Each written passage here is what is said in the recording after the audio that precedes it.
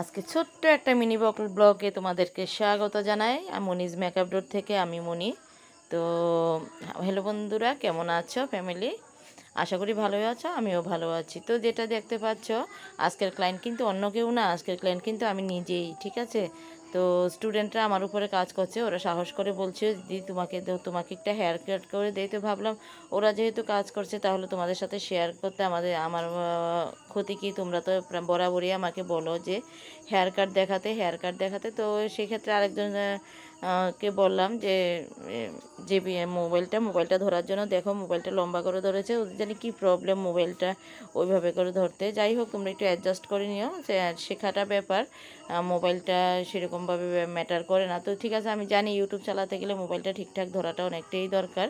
তো ভালোভাবে চুলটাকে তোমরা ভাববে না যে অনেকেই কমেন্ট করো যে আমি নাকি আনপ্রফেশনাল। আসলে ব্যাপারটা আনপ্রফেশনাল নয়, যেহেতু কাটিং শিটটা যদি লাগাই সেটা ব্ল্যাক কালার, তো হেয়ারটা যদি আমি দেখাতে যাই তাহলে তোমার ব্ল্যাক কালারের মধ্যে সেরকমভাবে ভিজিবল হয় না।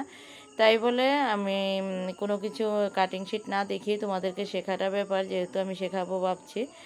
তো সেক্ষেত্রে তোমাদেরকে সেভাবে কোনো একটা কিছু কাটিং শিট দেওয়া হয় না। কিন্তু ব্যাপারটা এরকম নয়, পার্লারের লোকে টাকা দিয়ে সে কাজ করতে আসবে, সেখানটায় দাঁড়িয়ে যদি কাটিং শিট বা এইসব বাগেরা বাগেরা না দেই তাহলে লোকে আর আসবে না, একবার এসেই ওরা আর আসবে না।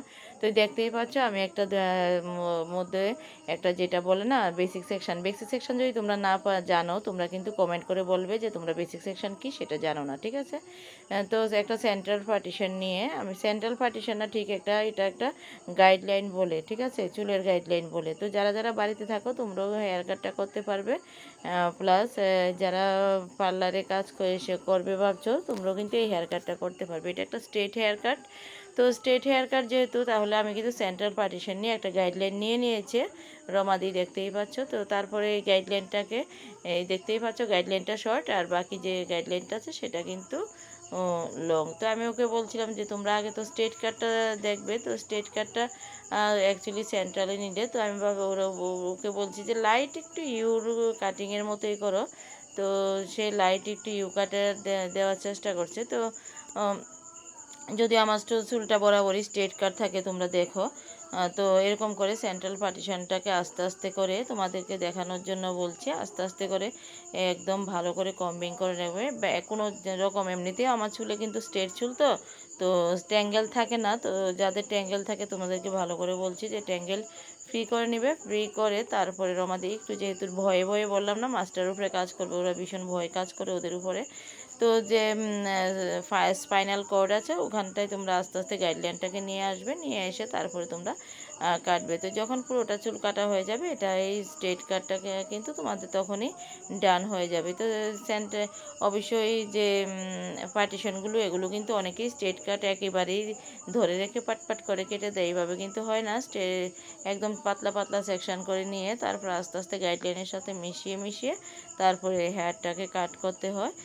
তো রমাদি হেয়ারটাকে কাট করছে, প্লাস যারা কয়েকজন আছে নতুন স্টুডেন্ট, ওরাও তো দেখবে।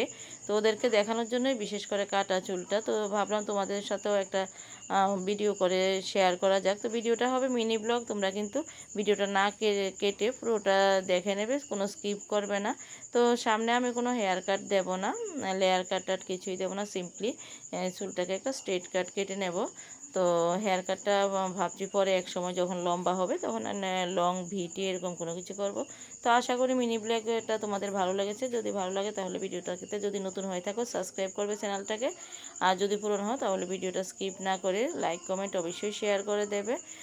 তো অতটুকুই, আশা করি তোমাদের ভালো লাগবে, ভিডিওটা খুব হেল্পফুল হবে। আর কে কে কোথা থেকে দেখছো সেটাও বলবে, আর কেমন লাগলো ব্লগটা সেটাও বলবে।